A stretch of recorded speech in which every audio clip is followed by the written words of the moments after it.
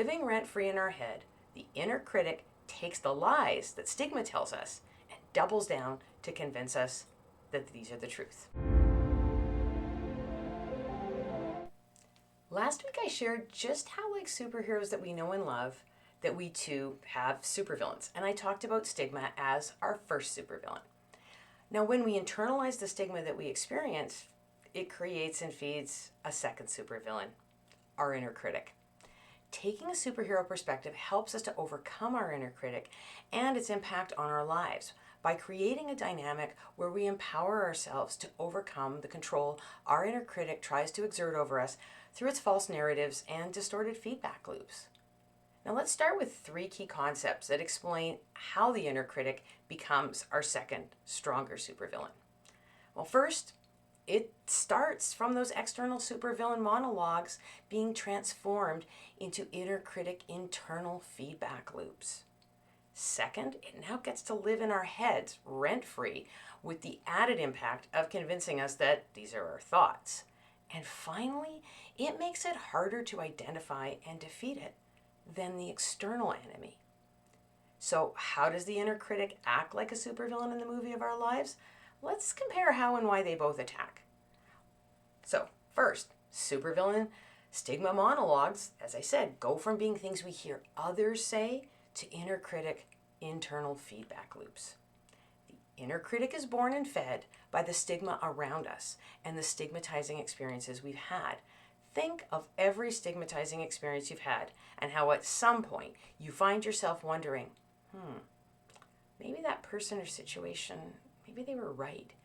Were you really asking for too much when you were in crisis and maybe asking for an extension on an assignment or a sick day?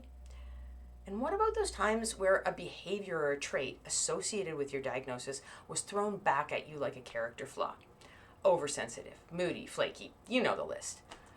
But if enough people use those words to describe you, again, you wonder if this is really your true character and your identity after all. Now think about those times in movies and comics where the superhero finds themselves replaying the words of maybe it's their first encounter with the supervillain, and it starts them to question themselves and their powers, and they wonder if they're really good or helpful. Well, guess what? That's stigma beginning the transformation process into the internal feedback loop of the inner critic. You are going through the exact same battle with a supervillain as they are. Second, stigma, by transforming into the inner critic, now gets to live in our heads rent-free, with the added impact of convincing us that these are our thoughts and makes us question ourselves, our feelings, our perspectives, even our identity. Remember how stigma's goal was to get us off our game, just like a supervillain monologue? Well, how do you walk away from something that's in your head? Especially when it's mixing itself up with your thoughts. I've often described my inner critic is like having someone else taking over the remote control for my brain and clicking through my channels and my content, but doing so in a speed and an order that isn't what I would do, and with stigmatizing messages connecting it all. So that's what makes it easy for us to fall prey to the inner critic, because stigma has now moved in to become a filter that distorts our thoughts, reality, and beliefs. And like a supervillain, the inner critic sets up traps to catch us. In this case, they're thought traps, and they catch us internally. They mess with our heads, undermining our self-perception, self-confidence, and self-compassion. Living rent-free in our head, the inner critic takes the lies that stigma tells us and doubles down to convince us that these are the truth. And third, this internalizing of stigma and transforming into the inner critic makes it harder to identify and defeat that external enemy. Thinking back to how stigma, again, like a supervillain, sees its power not in just singular attacks, but undermining us with repeated monologues to keep us in our place, well, the inner critic can now run endless feedback loops. Wow, wonderful soundtrack to have running through your head, isn't it? These demoralizing supervillain monologues are no longer once-off or situational, but now set up to become regular or even perpetual. Talk about being able to keep up on multiple attacks and beat us down. This is why the inner critic can become even stronger than stigma, as one of our supervillains. So when we take a superhero perspective, we see the inner critic for what it really is. Stigma's bullying behavior unleashed inside our head. And just like stigma, it can be defeated, but it means a different way to get to know our supervillains and our weaknesses and stocking our utility belts with the tools that target those weaknesses. But the thing is, we can do it. So if we see the inner critic as a supervillain, you're probably wondering what characters we can look at to explain the role and the impact of stigma and give us insight into how we can strengthen ourselves and work to defeat it. Well, I've got a couple great examples, and let's take a look at Yon-Rogg and Hydra. Now, Yon-Rogg is a great example of how stigmatizing and limiting beliefs become internalized and shape how we see ourselves and limit our potential and even keep us from using our superpowers. In the same way that Obadiah sees himself in a position of authority and is jealous of Tony, Yon-Rogg is intimidated by and resentful of Carol Danvers. He is a gaslighting bully who uses her own behaviors, actual superpowers, as something that she needs to control, and he even associates it with bad behavior. Sound familiar? Carol struggles to overcome the internal dialogue loop that he has planted in her brain, and we see how breaking free causes her to rethink her reality and her identity. Yon-Rogg and the Cree doctrine were so internalized by her as theirs that she saw her strengths as weaknesses, and that her efforts to overcome them were disciplined as deviant behavior, not just by Yon-Rogg, but also by the larger Cree authority.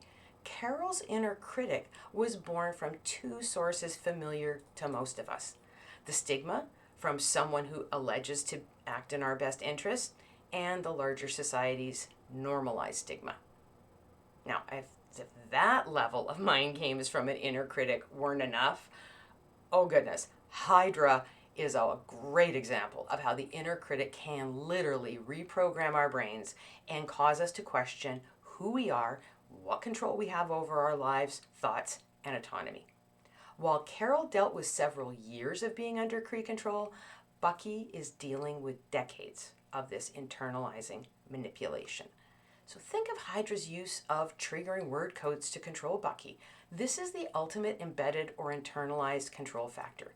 Just as stigmatizing words and actions can become internalized and trigger an internal onslaught from our inner critic, this is next level. Bucky's keywords were literally override mechanisms, so that it would override everything else going on in his mind, effectively reducing him to a pawn in someone else's game, stripping him of any sense of himself, and even causing him to question who he was before. Consider how long it took Bucky to even believe he was worthy of recovery. He asked to be put in suspended animation for his own protection first. Hydra, in making him a Winter Soldier, dehumanized him and robbed him of his value and his sense of value as a person. How often has your inner critic done that? Made you feel worthless because of the running feedback loop of internalized stigma? And like Carol, anytime Bucky recovered fragments of his humanity or his memory, he was punished with memory wipes and being put into suspended animation. Hydra, like the inner critic and its source stigma, wants to keep us in our place and under its control.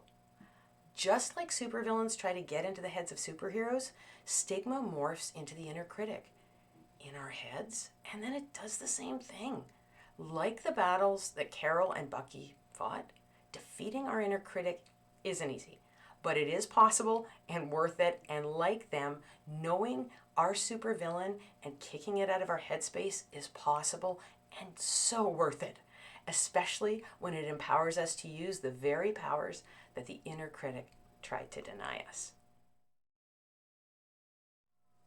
Seeing our inner critic as a supervillain from a superhero perspective makes it easier to defeat it by unmasking the inner critic so that we see that it's just stigma that we've internalized, and that just like stigma's supervillain monologues, the inner critic's feedback loops are equally untrue, not our thoughts, and an attempt to keep us off our game and not using our powers to our advantage. Supervillains never understand superheroes. In fact, they are intimidated by them and they project their fears and insecurities onto them. Stigma does that with external attacks, but it can embed ourselves in our minds and transform into the inner critic, running demoralizing feedback loops.